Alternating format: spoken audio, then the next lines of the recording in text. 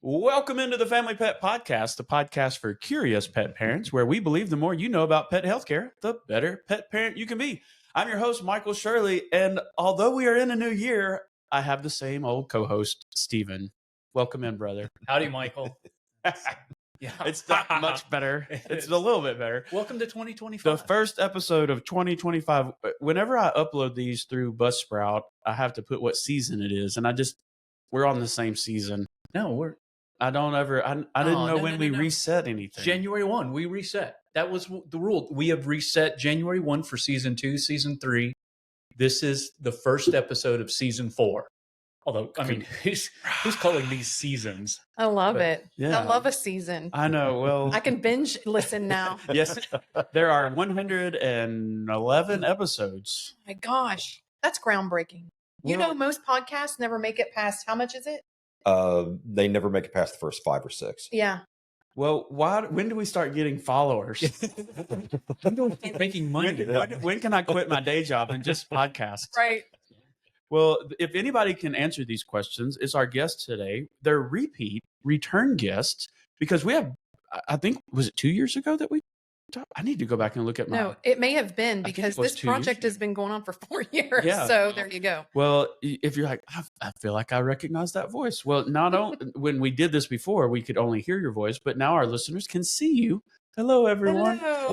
We all turned out to the exact same moment. We're having a party at the Family Pet Health Podcast Studio, and I have a big mic boom right in front of my face, so nobody can really see my beautiful face. But nobody's tuning in for that. Should have set Frank there. That's right.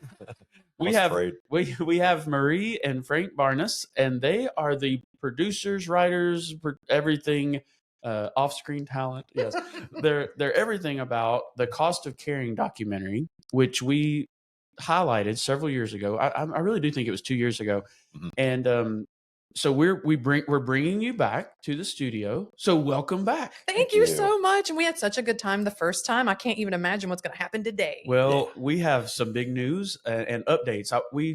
Stephen and I were talking about guests, and we're like, well, we can recycle, quote unquote, recycle some of our guests because things have changed. Yeah, sure. And when the last time we spoke to you, you were still recording and putting together this idea that you had for a documentary related to vet care.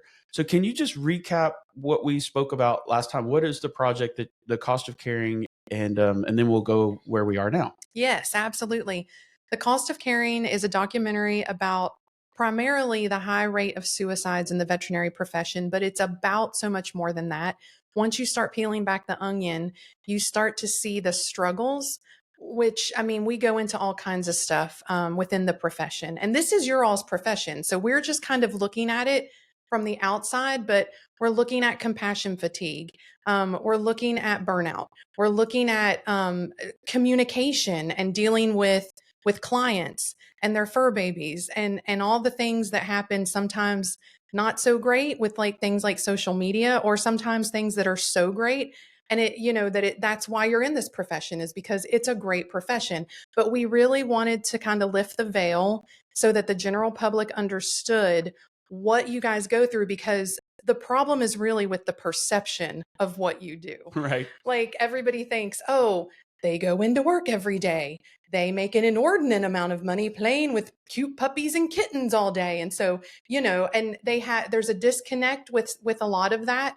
There's a disconnect. I mean, we talk a little bit about it in the film about, services and payment and things like where it's like, no, we're lifting the veil and kind of trying to help people in the general public understand this is really what people in this profession go through and what it's really about, while at the same time helping people within your profession see that you are, full of a big group of people that need to support each other, that do support each other, that go through the struggles together. Mm-hmm. And so it's kind of served two different populations of people.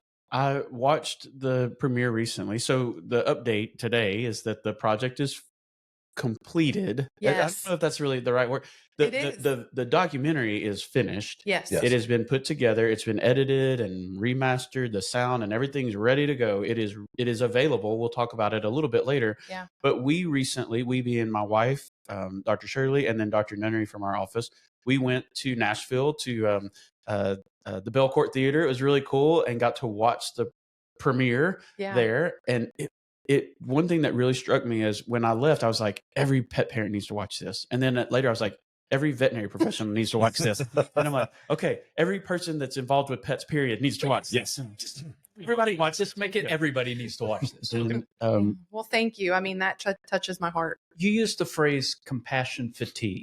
Yeah. Can you unpack that a little bit for our listeners to describe what you mean by that? So I know that there are mental health professionals, and there are people that really can give you like a true definition of what it is, within, mental health and healthcare and things like that. For me, making a documentary and this being my work and learning more about it through your all's lenses, compassion fatigue means that you go into your job every day and there are things that happen that weigh heavy on your heart, that you might have to make decisions you didn't know you'd have to make. You went into something, with this full heart into it for reasons, and then you see another side of it that kind of, again, lifts the veil on things that maybe are a little deeper, like we're going deep. We're going into things like euthanasia. We're going into things like, convenience euthanasia. We're going into just some of those examples in the film. And so I don't know if I have a real definition, but I do know that it's just something that it wears on you to be so compassionate all the time. Right. Yeah. And our listeners, everybody can empathize with this. Like, you've experienced showing someone compassion. Like, your best friend's mom dies. Yeah. And you're like, oh my gosh, I hurt for my friend. Yeah. Because they're very sad, and I'm going, and I can't help them, but I want to fix it. Imagine doing that 5 times a day. 100%.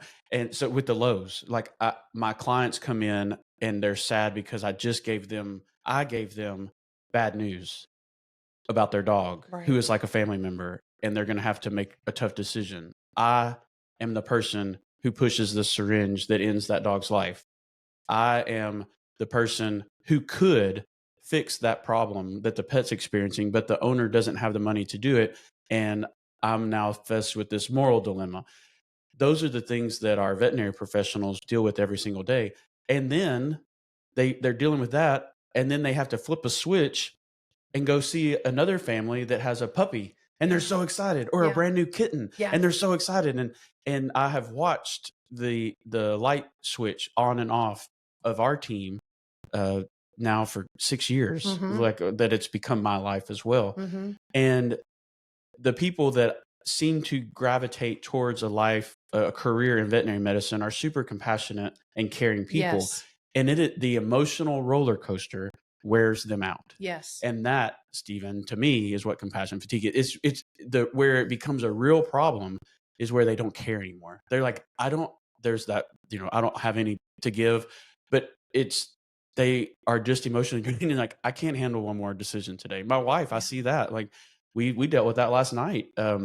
Just the hustle and bustle of the holidays, and just like, she was like, I feel behind. We had Christmas, we have New Year's, we have the business, we closed for 4 days, for Thanksgiving and Christmas and New Year's, 5 days total. And so the finances of that, running a business, like, it's draining. 100%. And I think Dr. Marty Becker, who's in the film, really nails it when he's like, it's a whipsaw of emotions, like constantly.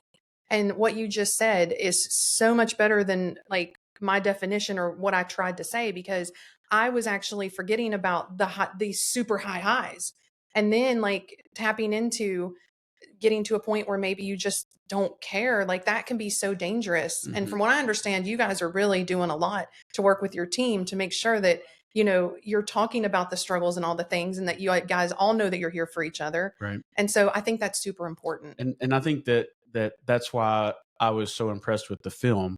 Because I think it did a really good job.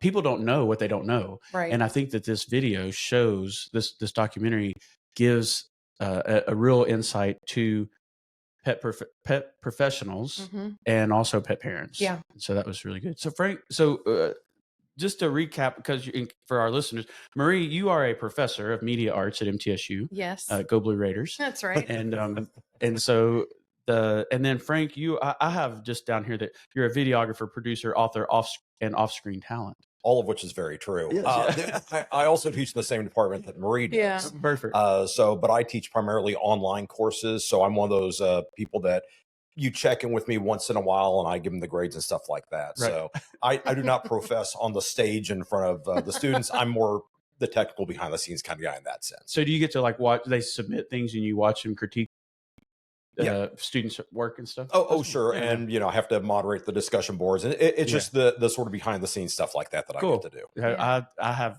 been an online student when I was when I was going through my teaching school. And yeah.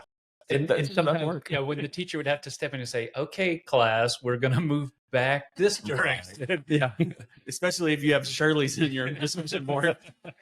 So Frank, tell us where do we stand right now? What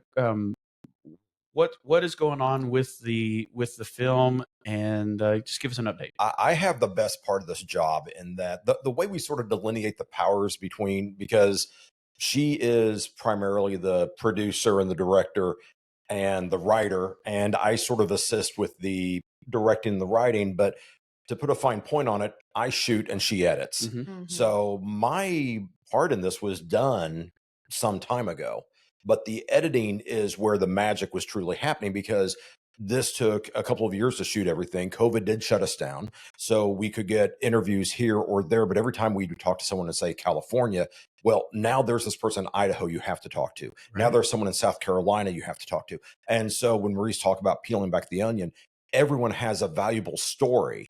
And I think the worst part for us was you have to eliminate people to get it down to the running time of about an hour or a little bit less than that. We have so many extras. Yeah. I'm going to put them all out over the next semester. Sorry to interrupt. No. Yeah. But that's things so she's still working on. So she's still doing the post-production with all the footage that we shot. I was one of the videographers. There were a couple others that were shooting as well because it was just so extensive. It kept on going and I couldn't make some shoots. We'd hire someone else to do it. Or we'd go into a clinic and we're like, we need 4 cameras for this today. Yes. I mean, it was almost like a reality TV production sometimes. And I said, fine, we'll shoot everything, but now you have to edit it. Yeah. And then when we were getting down to the point of, well, the original version, the working version was an hour and a half long. Mm-hmm. We tried to shove everything in because we didn't want anybody to be cut out. Right. Yeah. And then we thought, it's just too unwieldy. It's just too much. And then Marie went in and over a process, she took it down to an hour. And then I guess that leads us to where we are now. Yeah. So we got it into some festivals at about 59 minutes and it's gotten some really good reception. We've been in 6 or 7 festivals. Mm-hmm. One of the biggest and most well-known ones was the Orlando Film Festival. So we went down there. It had a great reception. It's a very well-known festival. The filmmakers there were great. Everyone was like, wow, because here's the thing. You talk about this. It's not just at festivals with anybody. Oh, what's your project on? Or what, the film's coming out. What was it about again?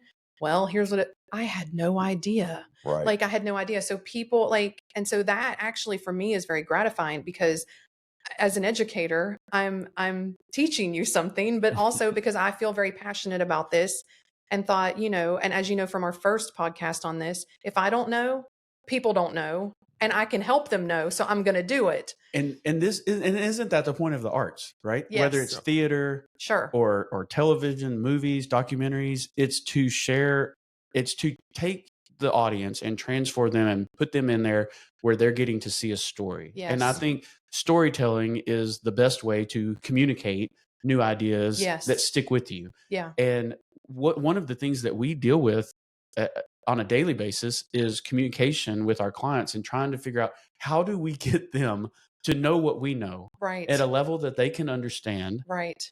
Because when my wife is meeting with other veterinary professionals like doctors, I'm lost. Yeah. They're using big words. Yeah. I don't know what they're saying. Right. I was in the discussion. I took an issue to one of our technicians and the doctor, and they started talking about lab and started using acronyms and SPL. And I'm just like, I'm just going to sit over there. We're out. We're out. You guys just tell me when you're ready for me to take the information back to the client. And I think that I'm always looking for ways to connect with our clients, our audience. Yeah. And I think that your film and the editing, you mentioned editing. There were points in the editing where I was just like, oh, I know exactly where I'm at. Like it would take me back to things that I've experienced here, and I'm just hoping that pet parents, when they watch it, that they're not saddened. Like I want them. They're going to be sad, but don't just be aware of it. It's Right. like I had no idea. Now you do, Right. and that it may transform their understanding of what the people that care for their pets are going through. Sure. And I mean, that's why it was really important for us to end on a lot of, like, we call it the ending on hope. We wanted to very much highlight, like, yes, some of this is very sad, but you need to know that it's this whipsaw and all these things. But I mean, Dr. Jim Clark says, I might even argue it's the world's greatest profession. So, I mean, it's also like the audience needs to see that it's a very important profession, but also it can be fun, and there's nothing wrong with that either. Well, yeah. sorry, just to interject. Let's point out that everyone we talked to who said they were having problems, and I think there's one that said he would wake up, he was so nervous he was spitting up blood at one point, and people were saying and stress and all stuff. But we've not re-interviewed, but later on at the end of the program, in what we call the segment about hope, we revisited every single one. They said, yes, this is what I can't imagine doing anything. They all say, I'm in this. If I had to do it all over again, I do it the exact same way. Because once you're a vet, it's in you, and that's who you are. And that's really relatable, because I think when people do what they love, it's a challenge, but it's like Dr. Work says, it's a challenge because it matters. Yep. And that is what we all do, and we all understand. And so, yeah, I mean, the film, it's done really well in festivals, and it's going to be on PBS, and that's where we are now. It's 56 minutes now. Okay. And we had the, Blue Oasis Pet Hospital up in Mount Juliet was kind enough to sponsor this Nashville screening. And so hearing you say the things that you got out of it is exactly what my goal was. And I am just beaming, because that makes me so happy. And I think, just, not to keep going on and on. I mean, which I could, but the thing is that I think some of this has been in the news over, time, but it's been sort of sensationalized. And I really wanted to show the heart of it and show, the stuff that's not just a news headline, but that these are real people dealing with real things on a daily basis. For our listeners who are starting to get intrigued, all right, I'm hearing about this. Episode 40, December of 2022. Thanks for looking back in there. There you go. Give the hook of why they should watch it. What's the why behind it? Oh, wow. For them. That's a great question. I think if you've ever really wondered what has gone on behind the scenes with your veterinarian and why some things have happened with your interactions with your vet, you should watch this. Like, I think there's a I don't know, you guys know more than me, but I feel like my life changed when my pets turned geriatric, and I had to spend so much more time with my vet. And I just it hit me like, I'm an intelligent person, but I kind of, because it's your heart involved and it's your pets. It's the same with people's kids. And in my opinion, when something happens, you don't expect it, and you're like, oh, we're here now. So it's like, I didn't expect my pets to age so quickly. I should have known better, but I didn't. And my vet was so kind and so good to me. And I think I drove him crazy, though, because I'd call him up and be like, Schmood looks weird. Like, why? Like, and he'd be like, it's okay. Like, I did not understand what was going on and the whys and the behind the scenes. And then, I realize now, like, what a kind, compassionate person. Like, look at someone who stood up for my pet, who took care of me. We were somewhere, a veterinarian told us, we are not only, pet healers and take care of pets, but we are also psychologists. Right. And I'm like, that to me is the why. If you're just, hey, I'm intrigued to watch something new and find out something new, this is a reason why you should watch this. Well, you are welcome to borrow our tagline for the Family Pet Podcast, which is why everyone should watch this documentary. It's the more you know about pet healthcare, the better pet parent you can be. Yes. And this is a part of pet healthcare. Yeah. So yeah, I love it. Yeah, one of the things that I don't know how much you go into it in the documentary. I was not able to come to the screening. Sure, in Nashville, yeah. so I didn't get to see it yet. I'm like, when's it going to be on PBS? We will tell you. Sign me up. One of the things, it's not compassion fatigue, but it is something that I think the veterinary industry deals with in a way that's a little bit different than human medicine even, is some of the interactions with a client, Yeah. particularly one who, a client who might be frustrated or even angry. Sure. I've never seen that in my pediatrician's office. They have some. I'm sure they do. The audio of that guy calling, Oh my gosh. leaving a voicemail. Yeah. I was like, oh, I feel like that's one of our clients. Yeah, right. So, it's very universal. Or he was one of Right, our right. And that's something that, from our perspective, from Family Pet Health, and I oversee our CSR team, we're very fortunate with our clients who haven't yelled at us Right. a lot. I mean, it is so incredibly rare to have an individual come into our building and yell, Sure. or situation, just incredibly rare. But I've heard horror stories Right. elsewhere. Right. But you're dealing with, especially when it becomes financial decisions, Right. where, there's one of those too. Mhm. so talk a little bit about what those descriptions are. Again, for our Family Pet podcast Yeah. listeners, they're good pet parents. They're not yelling at their vet. Right. But these are some of the things that are happening out there in America. What we found, and I'm sorry I'm talking so much. No. You okay. Oh, well, you can see how this marriage works. No, but anyway, no. So we actually found that after we had lots of people sort of do test screenings, like people that were in the film and all that. And we kept coming back to something I did not realize. And one of the biggest parts of your all's profession is communication, and how they teach communication, and how when you come out of vet school, they used to not teach communication, and you kind of didn't know what you were walking into because you were there to learn how to fix the things. Right. And you were so focused on that. So we have these two parts in the film, and as Michael mentioned, one of them is just a segment, a couple of phone calls where people are really upset about not being able to get an appointment or not being able to get in. And this is during a time, I think we got these right at the end of COVID. So the hospitals were struggling. We were all booked out 6 to 8 weeks. Yeah. Yes. And, and that's why we say in the beginning of the film, there's only one veterinarian for so many pets in the world. I mean, in the US right now. Mm-hmm. So that is a real thing.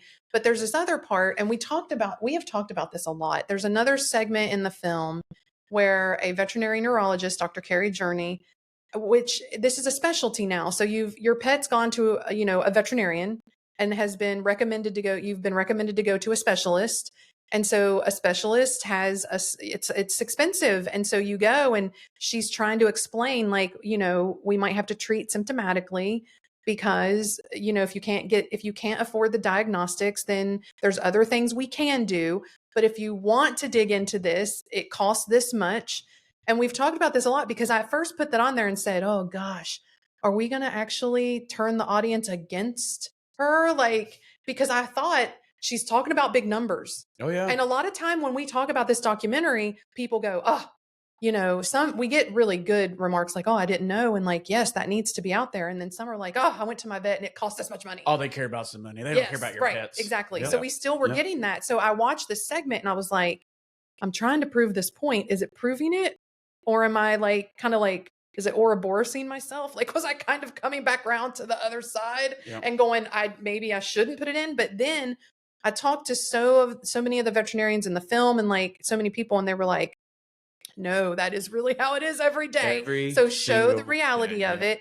And then that's why we follow it up with Dr. Melissa Bain. And she comes in and she says, listen, this is a struggle for the veterinarian trying to do the best work. And yes, there are prices involved and attached to that.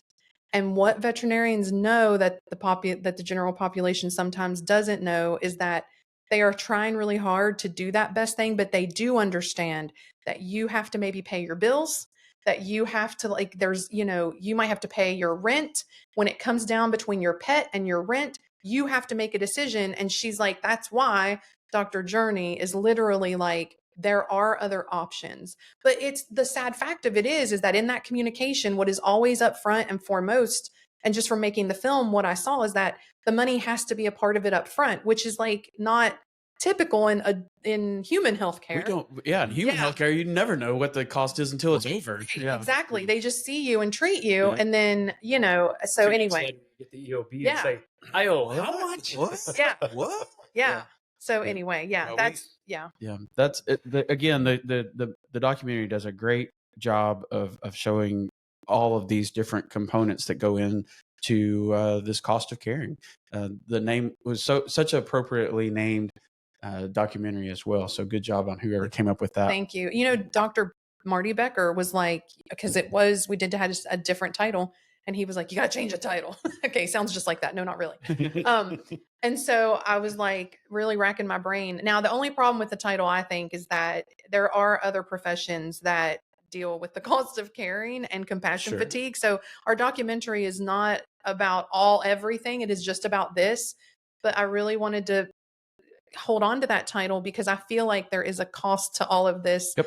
Emotionally. There's a financial cost, an emotional cost, a physical cost. Yep. All of those things. Good job. We've mentioned PBS. Yes. But it's available now to watch. So tell us how our curious pet parents out there can find the cost of caring. Frank, you got it. Frank just volunteered. Oh, you go ahead. So, okay, we got it into some festivals. We were hoping that we'd get approached about distribution. It's super hard. Like, the film festival market is so saturated, and there's so many topics and so many things. And that's okay. And documentary, on the one hand, people are watching more documentaries. On the other, they may not be watching the type of documentary we've made because we intentionally didn't sensationalize it. So a lot of people are flocking towards, the murder mystery, all the things, and so we were like, okay. So I decided to self-distribute it. And by that, what that means is that I put it up myself up on Vimeo and on Amazon Prime. And so, but Amazon Prime was not taking documentaries for a long, long time. So, we waited about 2 months before we heard back. They really scrutinized it. So it's not like a self-distributor, a filmmaker can just say, I made my film, let me get it on Prime. It's because there's so much out there. They really pick and choose. So when we got that news, I was elated. Yeah. So it's for $2.99 there. I made the same prices on Vimeo. But what happened was a colleague of ours said, and I did actually approach PBS National back in June of last year, and they get a bunch of submissions. So I think we got lost in the shuffle. But our colleague was like, I know someone at Nashville PBS. So I reached out, didn't hear back for a long time. And then all of a sudden I get an email and she's like, I've drank the Kool-Aid. I watched your film. You have to have it on PBS. And I was like, this is what I wanted to hear. We had a Zoom meeting 2 days later and she was still crying. And she said, people need to know this story. Yeah. And I will help you get it out. And we will take you to APT. It's American Public Television Marketplace. This year, I think I don't know. It was in Cleveland. So it was fun though. We got to go to the Rock and for our listeners in Cleveland, we thank you, man. Yeah, we appreciate you. But when they say national conference in November, there we go. Now I'm understanding. Yeah, me she didn't go like yippee. She went brr. Right, exactly. What Boca was full of? Okay, fine. Boca was booked. Yeah, Boca was booked. Okay, we'll do Cleveland. Sure. So anyway, we go and that's where they review so PBS markets pick like 4 or 5 shows to bring to this marketplace, and Nashville picked 5, and they picked us as one of the documentaries. And you go and you present your film to see if other programmers want to pick it up. And so we had a really great response, but we put together goodie bags and we had a booth. I went all out. Yeah. I was like, I want every market in this country to pick up this film, because to me, it's like getting the eyes on it, because I want as many people as possible to learn all about this and to understand. So we got the best response. And then they told us, well, the markets will let us know around Thanksgiving. Oh, no. 2 weeks, maybe 2. So in the beginning of November, we found out that PBS National picked it up. So they pushed it. And then we found out, we just brought it, I don't know if we need to refer to it, but we just found out that our film will be on 95% of the markets in the US. So Wow. it will be in 295 markets. That's amazing. Isn't that crazy? Congratulations. Thank you. Yeah. And thank you. Yes, Thank for you. sure. So- Absolutely. I keep hitting things. I'm so sorry. Where I mean, I know. So PBS. it's available now on Prime. It's available now on Vimeo, Mhm. and soon to be on PBS. When is soon? March 2025, and it'll be in. What I'm going to do is like maybe post a list on our website just in case people want to see if it's in their market. But here's the thing: if you have PBS or can access it, Mhm. as long as you're not in the Dakotas, North and South Dakota, Amarillo, Texas, and El Paso, Texas. are the only ones that did not pick us up. Who's soon to be PBS. That'll be awesome. I'm excited. Thank you all Thank for you. and congratulations. for that. Yes. What about? Tell us about any future plans for this. I mean, is it? And you talked about you have a lot of extra footage you're going to do something with. So Yeah. what's the future look like? Okay. So And then I'm going to give you my free ask yes. or There you go. advice. Okay. All right. I know I love it. Yeah. We have the luxury of being educators and having access to students that love to work on things with their teachers. I have a student next semester signed up for a practicum with me, and we're going to take every single interview, and we're going to take every single thing that was in the hour and a half long version that we couldn't fit in, that we had to pull, and we're going to edit all of the fluff out, like all of the, setting up the camera and moving the camera, like all the things. And we're just going to have like dissolves or cuts, and we're going to put every single one of those out. So in case people watch the film, they go, oh, I saw this person in the film. Well, now you can go to our website and watch the full interview. Right. And it will be condensed. And so we're going to put all of that out. My goal, though, and this is what I would love. And right now, we have a crowdfunding campaign out there. It's a post-production campaign. We would like to raise enough money to pull it off of Prime and Video or Vimeo, and make the film free for everyone, which means not really, I guess, pull it off, but pull off the paywall so that people don't have to pay, and then also put it on YouTube, because that goes everywhere too. I think this would be great if we could make it free for everyone. We could send it to any vet school, pre-vet school, anywhere in the world. Anybody can, yes, you can get it on PBS, but some people, I mean, have cut the cord or they don't go to PBS online, like whatever. They can just pull it up on any of these platforms if they hear about it and want to see it, and it's free and it's for the general public, for the general good. If any of our curious pet parents out there are looking for, they want to be an angel not an angel investor, but just a benefactor. Yeah. Here's a worthy cause. It's totally tax deductible too. There you go. We're going through Network for Good. And we've been honored to have a fiscal sponsor that is helping us with this mission. Stephen, I don't know. We need to make sure we put that in the show notes for a link for that. Okay, great. You kind of already mentioned this, but I was a former agriculture education teacher at the high school level, taught vet science. Yeah. And this is one of the standards for Tennessee is to talk about euthanasia and mental health in vet profession. Great. So I would challenge you to reach out to the education department at MTSU and see if we can use this and make lesson plans and make this available to the teachers. So if there's a curriculum that goes along with it where they can watch discussion prompts and and test, that they, I think it meets the standards for the state for sure. I don't know. I'm sure with the other states around it would probably be the same. That would work. That never would have come across. Like I would never. I'm so glad that you have helped us and given us this. This is a nugget. This is really good. This is a gem. Like that, we will absolutely do that. Because the just think about Rutherford County. There's 9 high schools that have vet science program, so you can get in front of all of those students. But if there's a lesson plan, but teachers would love a ready to go lesson plan. For sure. Yep, that matches the curriculum. So this it'd be great. So, and then you've got all the educational professionals there at MTSU that could help write those things. So okay. That was just I put a little note there. So. Yeah. All right. So where can our listeners go to find you guys as where everything stands right now? Yeah. So it's www.thecostofcaring.com. Super simple, name of the movie.com. And that's where we have, the trailer where you can view it, recent news, donate button. And is there. donate. Yeah. We have, that's the first thing that pops up is a little light box when you go to the website. And then we have we have our accolades on there. So any of our awards. And then we also have these little boxes on is it the support page or whatever it's I think called? it's the support page. Yeah. No, resources. Okay. It basically tells pet parents, if you hover over the box, what you can do to have a great or better or just relationship with your vet, or to just like make your vet's day better.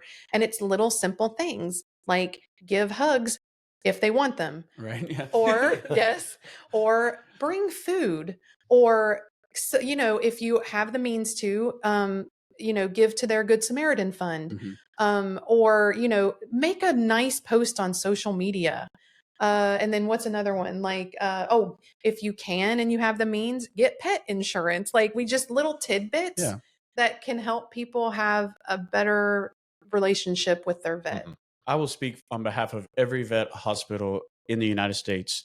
If you love your vet, just go and leave them an online review. Yeah. So Aw. that we read them out loud to our team Oh, during that's our great. morning rounds. Yeah. When and also, if you have the also thing is, if you've had a poor experience, call the vet office first and give them an opportunity to Right. work through it before you go and leave an Right. online review, because Yeah. we, as small businesses, we live and die by that's our Yeah. number one referral is the search engines. And Yes. the reviews. So It is awesome to pull a review, print it out, and when you read it and it says, "Hey, Dr. Sam and the assistant and the technician," and they list it, and when I call, and the more people you name specifically how they impacted you, and we share Yes. that, that's making Oh. a significant deposit in their social emotional bank account. Yes, for sure. 100%. So do that. That's a freebie.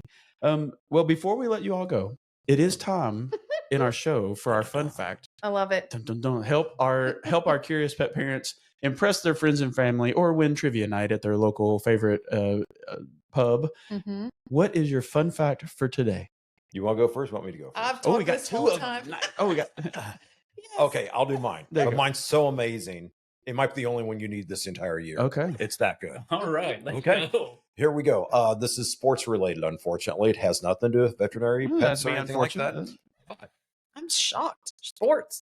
Major League Baseball, National Football League, National Basketball Association, and hockey was that major NHL. National Hockey League. NHL. Yeah, the four main sports in the United States. Okay, don't start with soccer or track and field or anything else like that. But the four primary sports that make the most money advertising also when they're aired, and these are all professional, not college even. Mhm. What are the 2 days in a calendar year when none of those sports is being played? There's only 2 days. East? No, I was going to say Easter. No, for I told you this was a good question. Independence Day. No, they play on Baseball. There's always baseball. Baseball. on Independence Day. July. We're Yeah. never going to get it. We don't No, know. it's the day after. It's the day after the Major League Baseball All-Star Game. Yes. I don't know what day that is. Yes. Because soccer's playing that day. No, that is one of the days. What's the other one? You're so close. The day after The Christmas. day before? The day before. Oh. The day before and the day after the Major League Baseball All-Star Game. Those are travel days. And since that's off season for all the other sports, so you are correct, sir. So again, he's not counting soccer because soccer we play in the summer. Well, I feel like that would really be a question that might come up at trivia night. There you Okay. All right. Yeah. All right, Marie, you Okay. got one for us too? I'm Irish and I've been to Ireland several times. We used to take students on study abroad. And I think something that a lot of people don't know is that, because a lot of people have this idea about going to Ireland, I want to go kiss the Blarney Stone. They do not realize, though, that to kiss the Blarney Stone, you have to be on your back and leaned over the top of the castle. So you're on your back. They help you lean all the way back. Okay. And you can see the ground several stories down under you. And that is how you kiss the Blarney Stone. It is frightening. You're inverted. So where is it?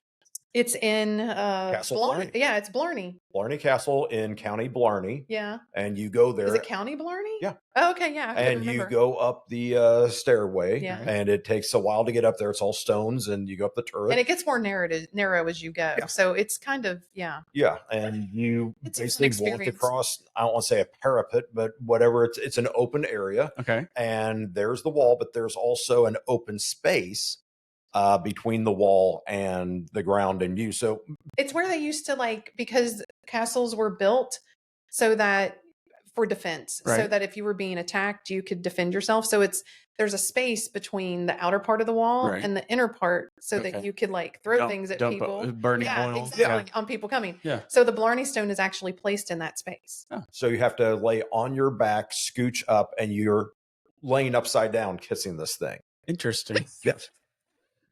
Well, I feel like I need to see it in person Yes. to really understand it. You should go. Well, we'll put that we'll put that on the list of things to do before I die. Yes. Check that out. All right. Well, thank you both very much for Yes, joining thank us you. again on the podcast. Thank you and, for having us again. and thank you for your work. And we look forward to helping promote it and get it out there to all people that are connected to pets. Yes. I think that's who needs to watch this documentary. The documentary is The Cost of Caring. Go check it out at thecostofcaring.com. And until next time, stay curious. Bye.